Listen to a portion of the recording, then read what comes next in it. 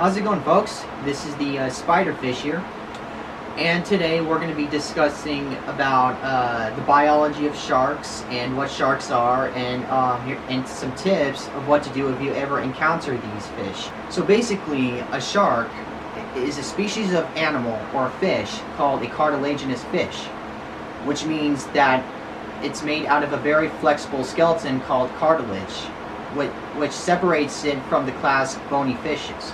Sharks are in fact some of the oldest living animals on the planet, older than bugs, trees, and even dinosaurs. Prehistoric sharks were the most strangest looking animals that you would ever seen back in the early Paleozoic and Mesozoic. In fact, one of the strangest of all these prehistoric sharks is the Stethocanthus, called the iron-born shark, which lived in the Devonian period. It is often food for the giant placoderm called Dunkleosteus. And in the Carboniferous, there was home to the strange eel shark called the Xenocanthus, which probably lived in fresh water. And in the Mesozoic era, there was the Hybodus, a strange Jurassic shark which probably preyed on Plesiosaurs and Ichthyosaurs. And shortly after the dinosaurs went extinct, there was the famous Megalodon, which in my opinion is often called the most documented animal on the internet, though, since it's the most popular prehistoric animal of all time. So basically, there are many different types of sharks, like requiem sharks such as the great white and many other shark species, which we'll get to that later. So not all sharks are carnivorous. Some of them are gentle bottom dwellers, such as the nurse shark and the wobblegong shark. And some of them are actually gentle filter feeders, such as the basking shark and the whale shark, which is often known as the biggest fish on the planet. So if you're scared of going in the water because of sharks, here's some tips. So basically, shark attacks on people are rare. In fact, only 1 out of 100 people are killed each year by a shark.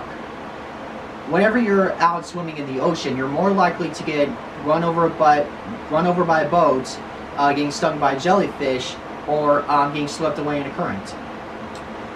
But yes, shark attacks, you can get attacked by a shark, but they are rare. But if you do happen to encounter encounter some sharks, or ever swim in shark territory, then here's some tips. So basically, if before you go to the beach, you have to do your research on what type of hazards, or sharks in particular, and try to ask the locals if they've seen any sharks or seen anything unusual.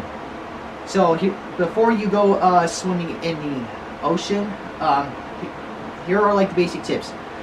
Don't wear shiny jewelry, because to a shark's point of view, they are basically the reflecting scales of a fish. And try not to splash very much, because to a shark, they are an animal in distress. And basically, don't swim alone, because sharks will ultimately attack those that are alone.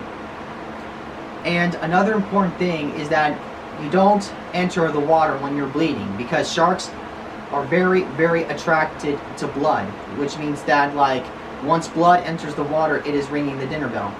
So scientists think that these type of shark attacks happen because of these reasons. Because a swimmer's so basically, when a swimmer or a diver is in the water, if the shark looks below the diver, the shark will probably think that it's either a porpoise or a sea lion. The sharks usually prey. The shark's typical prey.